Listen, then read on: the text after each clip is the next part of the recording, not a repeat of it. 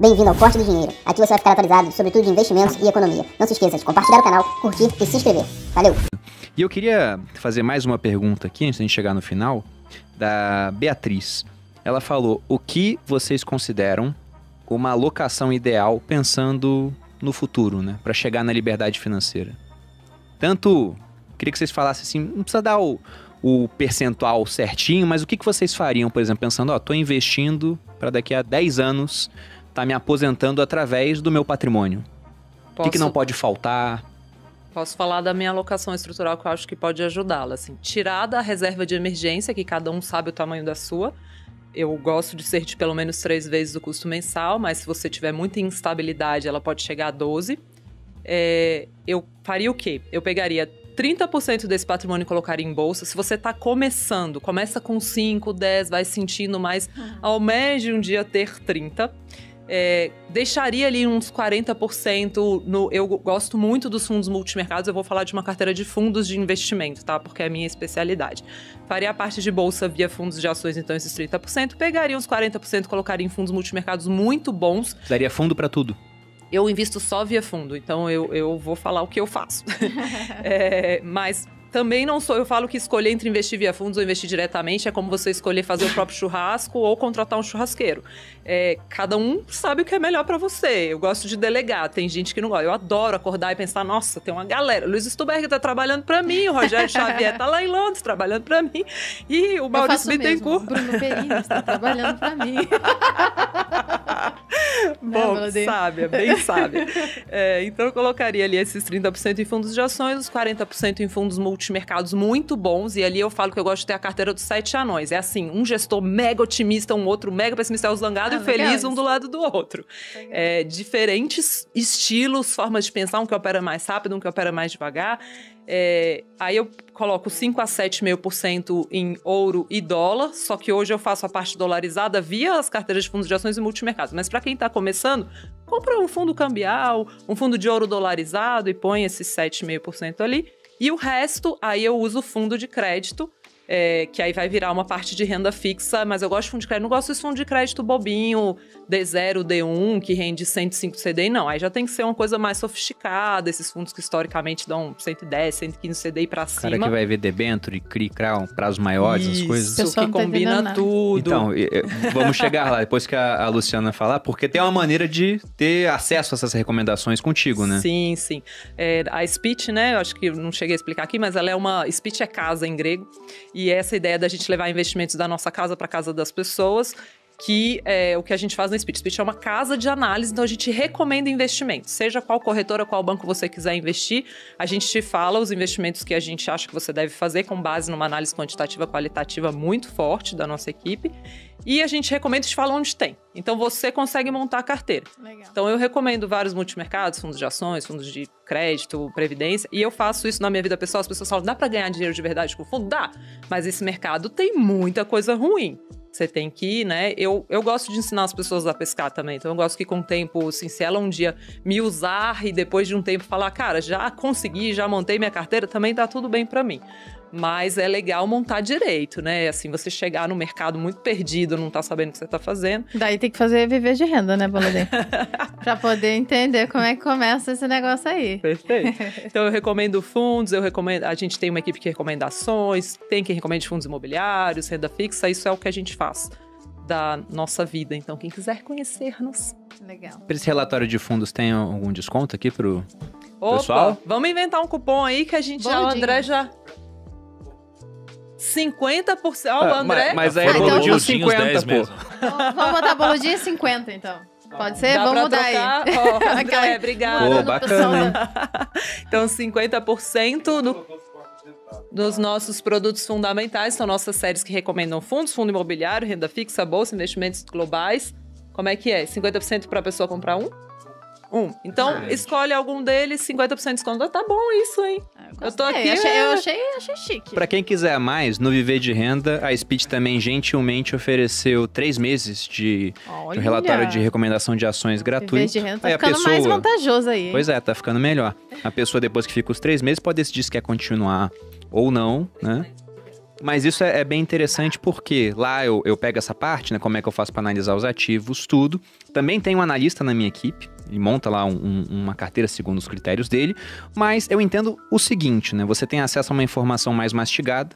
E aí você pega lá, por exemplo, o que tá na carteira, pensa se obedece os seus critérios e segue ou não. Ensina desde o zero, né, amor? Pode seguir a carteira lá da Speech, por exemplo, mas você também vai ter subsídios para decidir se aquela é a sua cabeça ou não. De toda forma, ter um mapa da mina economiza tempo para muitas pessoas. Mas no Viver de Renda você ensina, tipo, todas essas siglas que o pessoal não entendeu nada aqui. Não, tudo a gente pega do zero lá. E com suporte, respondendo todas as dúvidas do pessoal. Então, muita gente é iniciante e pergunta, nossa, será que é pra mim? Eu vejo que o Bruno fala umas coisas mais complicadas. Às vezes gente, porque lá a gente começa desde o início, né, passando pelo conteúdo básico, intermediário, chegando até uma parte mais avançada, chegamos até de opções lá no curso. Lógico que não é um curso de opções, até porque eu não sou um cara de opções, eu fico fazendo um monte de trade, né, com isso, ou montando estruturas complexas, borboleta, etc, essas coisas aí, né, mas a gente trata lá principalmente pensando no uso de seguros, né, que é um outro assunto que a gente bota lá também, pensando na parte de sucessão, previdência, então tem tudo isso.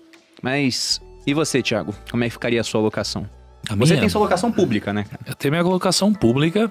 Mas eu sei que você tem mais 1 ou 2 bilhões investidos de outras formas, né? Não dá pra mostrar tudo lá, né, cara? Não dá pra mostrar tudo lá. Assim, de uma forma simplificada, eu gosto muito do conceito de sobrevivência no mercado. Matematicamente falando, você é premiado pela sobrevivência no mercado, né? Então, se você tem 100 mil reais e perde 50%, você tem 50 mil. Para 50 mil virar 100 mil, você precisa render 100%. Então, quanto mais você perde, mais ele precisa multiplicar para chegar lá.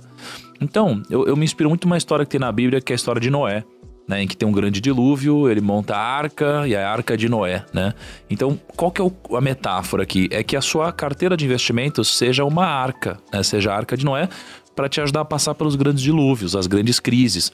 E aí você, cara, vai se dar bem, né? Nas retomadas é perder pouco e depois se recuperar bem junto com o mercado. E para mim uma arca, ela é construída em cima de 4 pilares, né? O primeiro é o A, de ações e negócios. Se você olhar para Forbes, todos, sem exceção, nenhuma enriqueceram com negócios. Ou são herdeiros de alguém que enriqueceu com negócios. O segundo é o R. O R é o R de real estate, né? Real estate, compre terras porque Deus não fará mais delas. Para mim faz sentido, é uma grande defesa contra a inflação. Em terceiro é o C de caixa, né? Assim, para mim faz sentido você ter a opcionalidade de ser o vendedor de lenços durante uma crise e ter o benefício de dormir tranquilo. Então, cara, se você tem caixa, você dorme tranquilo. Se você tiver mal, se tiver uma crise, se tiver com medo, você tem caixa. Então, tá tudo bem, você pode aproveitar oportunidades. E o último A é o A de ativos internacionais, né? Então, você precisa diversificar também entre países. Então, tem 3 conceitos aqui. São 3 tipos de diversificação. Primeiro, a diversificação intra-ativos. Então, é você ter ativos diferentes.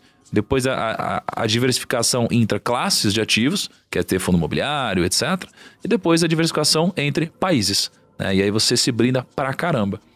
E aqui, você tem 2 formas de investir. Uma delas é, se você não quiser tomar 1 segundo da sua vida cuidando de investimentos, que é basicamente você escolhendo 4 ETFs, e comprar um ETF para ações, um ETF para uma coisa, alguma coisa ligada a CDI, um ETF global, e a outra é você, por exemplo, fazendo um viver de renda, estudando para falar, poxa, então peraí, então eu vou montar minha própria carteira, o meu portfólio em ações, meu portfólio em real estate, né? Mas para quem tá entrando agora no mundo e nem gosta de investir, para que o cara vai estudar tanto, entendeu? É só se ele quiser realmente tomar decisões mais assertivas e ele vai ser premiado por isso, né? Então ele vai investir mais tempo da vida dele, precisa ter um retorno em cima disso, né? Então pra mim é a arca, e que você sabe que o Perini quer mudar meu método, né? Eu ia falar que ele já foi disruptado. Ele quer chamar de barca. Bitcoin. Porque ele quer adicionar o B do Bitcoin na frente ali. E eu tava com isso na cabeça que eu esqueci de falar. Eu falo pra ter pelo menos 1% em cripto, mano. Mas assim, no último A de ativos internacionais, eu considero... Poderia botar lá, né? Não, mas eu já coloco lá. Eu coloco lá Bitcoin, eu coloco ativos exóticos, qualquer outra coisa que você queira colocar que com o tempo possa disruptar o mercado que a gente conhece hoje, entendeu? Não, acho muito interessante isso. Se for pegar a alocação que eu acho bem bacana, assim, eu gosto sempre de usar aquela ideia do Taleb. Eu sei que a Luciana também gosta, o Thiago também, que ele fala da estratégia Barbell, né? Eu tenho que ter uma ponta da carteira em algo muito seguro, Como, por exemplo, títulos públicos americanos. Você pega aqueles títulos de curto prazo lá. Aquilo é o que tem de mais seguro no mundo, porque você está comprando dívida do país que é dono da máquina de imprimir o dinheiro global, que é o dólar. Isso pode mudar um dia? Pode, mas é bem complicado que isso venha a mudar, pelo menos no curto prazo. E na outra ponta, você pode arriscar. Você pode pegar coisas muito mais voláteis, que provavelmente sofrerão bastante numa eventual crise, como o Bitcoin sofreu no ano passado e como está sofrendo nesse momento, né, com uma queda aí de 50% desde que bateu suas máximas. Só que esse negócio, ele vai cair no máximo, como você disse, Luciana, 100%. Do chão não passa, né? Se o Bitcoin chegar a zero, ninguém vai bater na minha casa lá e falar, não, você tem que vender o seu sofá para, sei lá, arcar com dívidas do Satoshi Nakamoto, que a gente nem sabe quem é. Isso não vai acontecer.